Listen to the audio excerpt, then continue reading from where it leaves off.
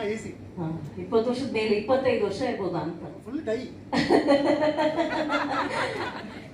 ಹಾಗೆ ಅನೇಕರು ಇದ್ದೀರಾ. ನೀವು ಯಾರ ಜೊತೆ ಕೆಲಸ ಮಾಡೋ ಅವಕಾಶ ನನಗೆ ಸಿಕ್ಕಿಲ್ಲ, ಆದರೆ ಅಭಿನವ್ ಜೊತೆ ನಾನು ಕೆಲಸ ಮಾಡಿದೆ ಈ ಚಿತ್ರದಲ್ಲಿ. ಬಹಳ ಖುಷಿ ವಿಷಯ.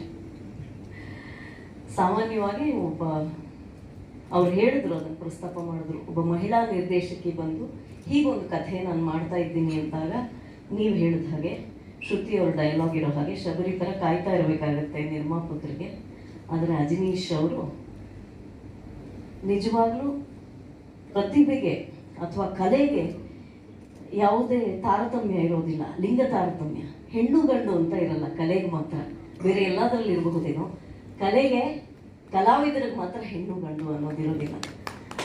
ಪ್ರತಿಭೆ ಅನ್ನೋದಕ್ಕೆ ಈ ಲಿಂಗ ಭೇದ ಇರೋದಿಲ್ಲ ಅನ್ನೋದನ್ನ ಅಜನೀಶ್ ಅವರು ಬಾಬಿ ಅವ್ರನ್ನ ಈ ಸಿನಿಮಾ ಜಸ್ಟ್ ಮ್ಯಾರಿಡ್ ಸಿನಿಮಾ ಬೆಳಕಿಗೆ ತರೋ ಮೂಲಕ ಅವರು ಅದನ್ನು ಇವತ್ತು ನಿರೂಪಿಸಿದ್ದಾರೆ.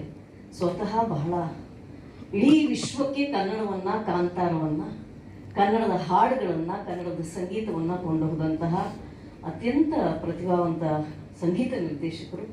ಅವರು ನಿರ್ಮಾಪಕರಾಗಿ ನನಗೆ ಗೊತ್ತಿರೋ ಹಾಗೆ ಹಿ ನೆವರ್ ಇಂಟರ್ಫಿಯರ್ಡ್ ಅಲ್ಲ Bobby in the production, because ಅವರು ಯಾವತ್ತೂ ನನಗೆ ಹಾಗೆ ಹಸ್ತಕ್ಷೇಪ ಮಾಡಿದ್ದನ್ನು ನಾನಂತೂ ನೋಡಿಲ್ಲ. ಒಬ್ಬ ಪ್ರೊಡ್ಯೂಸರ್ ಆದವ್ರಿಗೆ, ನಿರ್ಮಾಪಕರಾದವ್ರಿಗೆ ಎಲ್ಲದರಲ್ಲೂ ಮೂಗು ತೂರಿಸ್ಬೇಕು ಅಂತ ಅನ್ನಿಸ್ತಾ ಇರುತ್ತೆ. ಅದರಲ್ಲೂ ವಿಚಾರ ಗೊತ್ತಿರೋರು ಬೇರೆ ಇವರು, ಬರೀ ಹಣ ಹೂಡಿಕೆ ಮಾಡೋರಲ್ಲ, ಸ್ವತಃ ಕಲಾವಿದರು. ಸೊ ಇಲ್ಲೇನೋ ಮೂಗು ತೋರಿಸೋಣ ಅಂತ ಅವ್ರಿಗೆ ಅನ್ಸಿರ್ಬಹುದೇನೋ, ಆದರೆ ಆ ಥರದ ಹಸ್ತಕ್ಷೇಪ ನಾನಂತೂ ನೋಡಿಲ್ಲ ಅವ್ರು ಮಾಡಿದ್ದನ್ನು. ಹಾಗಾಗಿ ಅವರಿಗೆ ಅದಕ್ಕೆ ಅಭಿನಂದನೆಗಳು.